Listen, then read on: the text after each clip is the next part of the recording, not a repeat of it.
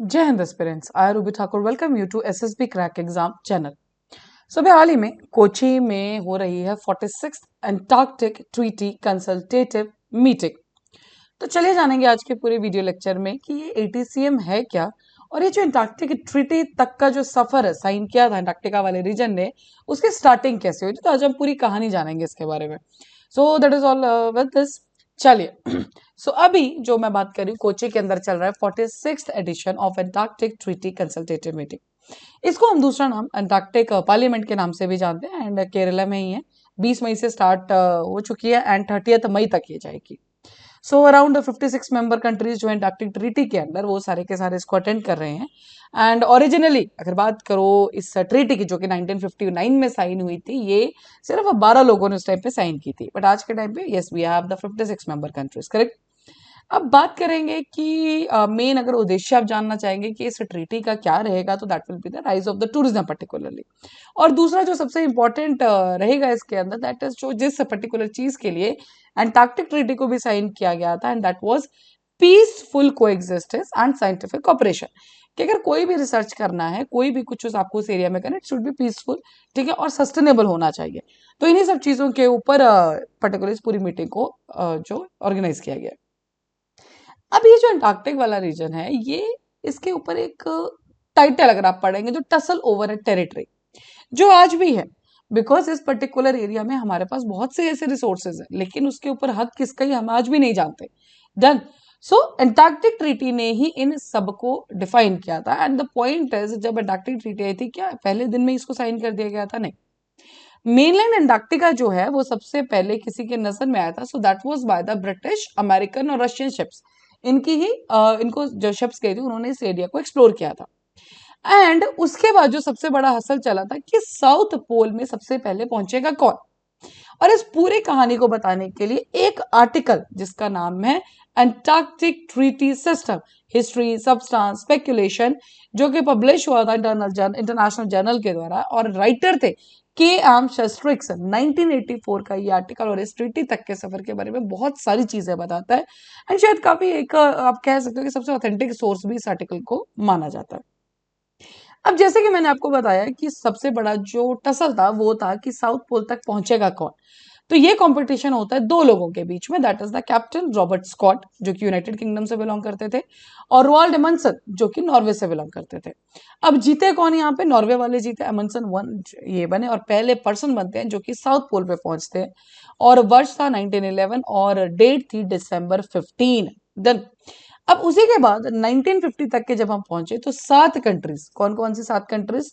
Argentina, Australia, चिले, France, New Zealand, Norway और UK, ये भी जो है अपना क्लेम बनाती हैं इस कॉन्टिनेंट के ऊपर। 1911 में मनसन जी पहुंच चुके थे, एंड उसके बाद ये सब 1950 तक पहुंचे। बिकॉज देखो, जब एक बार कोई एरिया आपकी आंखों में आ गया, उसको वो पॉपुलर हो गया, उसके बाद तो ऑफ कोर्स हर एक उस टेरिटरी में जाना चाहेगा। एंड इनके बीच में जो क्लेम्स थे वो ओवरलैप भी करते थे, और उस ओवरलैपिंग की वजह से बहुत सारे ऐसे कन्फ्लिक्ट्स भी हमें देखने को मिले। हालांकि United states, Soviet union, Belgium, Japan, south Africa, इन्होंने भी इस कॉन्टिनेंट को एक्सप्लोर किया था, बट कोई भी टेरिटोरियल क्लेम इन्होंने नहीं किया। लेकिन जो मैंने आपको पहले साथ बताई, वो टेरिटरी को भी क्लेम करते थे। हालांकि यूएस हो गया, बेल्जियम हो गया, जापान, साउथ अफ्रीका, एक्सप्लोरेशन इन्होंने भी की है, इनके सेंटर्स भी हैं वहां पर, research centres. But the point is कि किसी ने भी टेरिटरी को क्लेम नहीं किया है। अब 5 क्लेमेंट्स कौन कौन? Australia, France, New Zealand, Norway, UK, जो मैंने आपको 7 बताया था उसमें से 5 उन्होंने म्यूचुअली रिकॉग्नाइज कर लिया एक दूसरे के क्लेम को। आपसी समझौता हो गया उन लोगों के बीच में। और पर्टिकुलर कंसर्न, अब यहाँ पे जो अब जब 5 लोगों ने समझौता कर लिया, तो बचे कौन? फिर से 2। सो क्लेम्स ऑफ कौन? अर्जेंटीना और यूनाइटेड किंगडम, इनके बीच का जो टसल था वो सॉल्व नहीं हुआ, और ये उस आर्टिकल में ही लिखा गया। बिटवीन 1947 से 1950 तक अर्जेंटीना और चिली ने 2 बार रिजेक्ट किया है ब्रिटिश का प्रपोजल कि चलिए इंटरनेशनल कोर्ट जाते हैं, इंटरनेशनल कोर्ट ऑफ जस्टिस जाते हैं, वहीं से हम इस ओवरलैपिंग क्लेम्स का सॉल्यूशन लेके आते हैं। बट यहाँ पर बार बार जो है रिजेक्ट कर दिया गया। अब उसके बाद यहाँ पे भारत का एक रोल आता है, वो आता है जब बात आती है 1956 की। इंडिया रिक्वेस्ट करता है यूनाइटेड नेशन को कि आप ये जो एंटार्क्टिका का क्वेश्चन है आप इसको एक प्रोविजनल एजेंडा ले यूनाइटेड नेशन जनरल असेंबली के अंदर। और इंडिया का जो इसके अंदर गोल था, कोई टेरिटरी क्लेम या ऐसा कुछ भी नहीं था, उनका सिर्फ मानना ये था कि आप एक ऐसे इंटरनेशनल एग्रीमेंट साइन कराए जिसके अंदर एंटार्क्टिक रिसोर्सेज का जो डेवलपमेंट है, ठीक है, वो और ज्यादा, ऑफ कोर्स अगर आपको रिसोर्सेज ढूंढने एक्सप्लोरेशन रहेंगी देन वो और ज्यादा पीसफुल रहे, देन कोई मिलिट्री वहां पे ना हो, कोई न्यूक्लियर वेपन की टेस्टिंग वहां पे ना हो, ठीक है, फ्यूचर डिस्प्यूट्स, ठीक है, जो भी हो वो इंटरनेशनल कोर्ट में भेज दिया जाए। तो ये सारी मांग रखी गई थी इंडिया के द्वारा, दैट इज इन द 1956। तो एक और चीज, इंडिया ने यहाँ पर भी कोई टेरिटरी कंप्लेन नहीं की थी। नाउ आफ्टर दैट हुआ क्या कि प्रपोजल इसको भी हटा दिया गया। क्यों? क्योंकि दो, जैसे मैंने आपको बताया, अर्जेंटीना हमेशा से यूके के साथ भी टसल में था, बाकी कंट्रीज के साथ भी टसल में था, और यहां पर भी यही हुआ कि अपोजिशन आता है फ्रॉम द अर्जेंटीना एंड चल। So they said no support from the US and the Soviet Union. उन दोनों का कोई सपोर्ट नहीं मिला इंडिया को, बट इस अपोजिशन हमें जरूर देखने को मिला। अब जो सबसे बड़ा मेजर ब्रेक थ्रू, एक जो आप कह सकते हैं कि टर्निंग पॉइंट आता, दैट इज द ईयर 1957-58 में, इंटरनेशनल जियोफिजिकल ईयर, जहां पे 12 कंट्रीज जो कि उस टाइम पे मेंबर्स थी, देन कौन कौन सी थी? Argentina, Australia, Chile, France, New Zealand, Norway, UK, US, Soviet union, Belgium, Japan and south Africa. उन्होंने एग्री किया कि कोई भी पॉलिटिकल या लीगल जो डिफरेंस है हमारे बीच में, चाहे वो टेरिटरी को लेके, किसी भी चीज को लेके, उसकी वजह से कोई भी साइंटिफिक रिसर्च अंटार्कटिका के अंदर नहीं रुकनी चाहिए, और ये उनका आपसी बातें, और फाइनली जाके रिकॉग्नाइज हो गया था।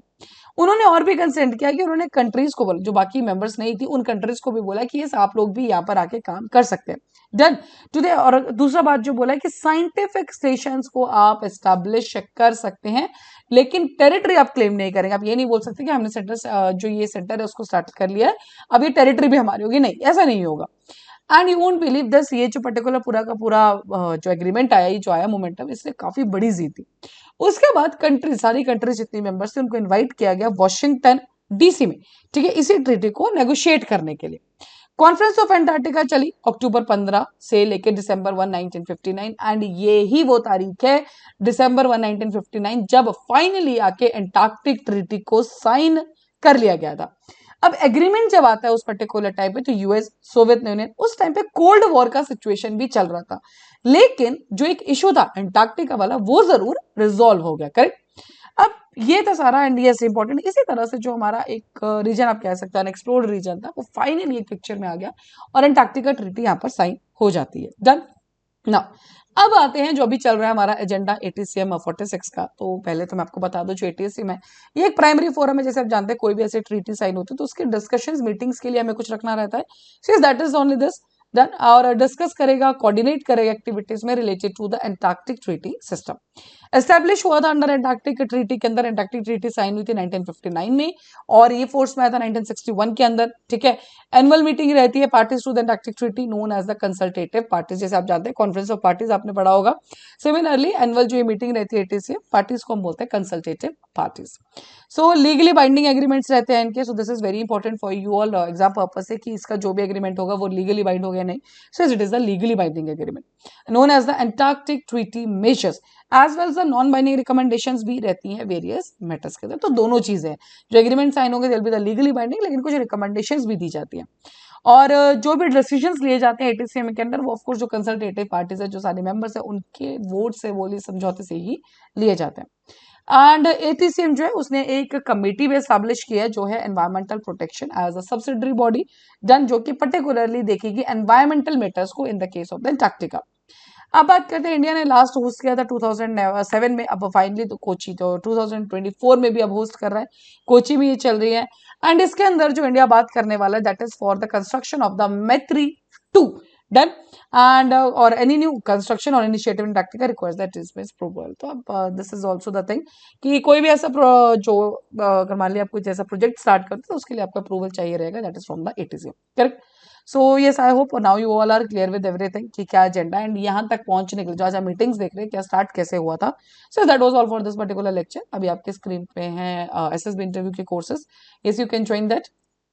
साथ ही we having the courses for NDA CDS AFCAT, you can enroll in this particular courses, and जब भी आप एनरोल करें उस टाइम पर डिस्काउंट कोड जो कि वॉरियर 10 बिल्कुल लगाना ना भूले। जैसे आप इस कोड को लगाएंगे you will be getting the 10% of on that particular course. So that's all for the day, thank you so much for watching. जय हिंद, जय भारत। अगर आप एक डिफेंस एस्पिरेंट हैं और SSB interview, NDA, CDS, FCAT जैसे एग्जाम्स के लिए प्रिपेयर कर रहे हैं तो आप SSB क्रैक एग्जाम्स के कोर्स को चेक करना ना भूलें। आप हमारी लर्निंग एप्लीकेशन को गूगल प्ले स्टोर से भी डाउनलोड कर सकते हैं।